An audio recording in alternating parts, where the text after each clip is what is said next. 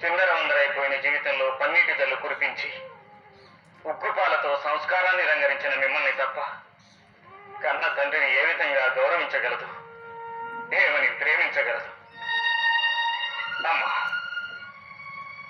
నెత్తురుగుడ్డుగా పడి ఉన్న నిన్ను నేను వదిలిపెట్టి వెళ్ళిపోతే నెత్తుటి మడుగులో పడి ఉన్న నన్ను నువ్వు కాపాడావా తల్లి? జీవితంలో సగభాగం 4 రాతి గోడల మధ్య కాల్చేసుకున్నా బాధపడలేదు. ఏ నీతిని న్యాయాన్ని దైవంగా పూజించాను, ఆ నీతి న్యాయం నన్ను హంతకుడని వేలెత్తి చూపినా కలత చెందలేదు.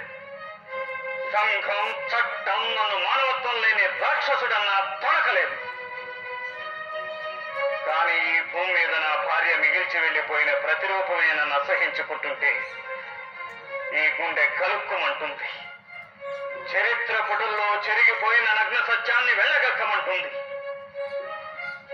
ఈ తండ్రి సర్దార్ కృష్ణమనాయుడు ప్రాణాలు తీసే కసాయివాడు కాడమ్మా.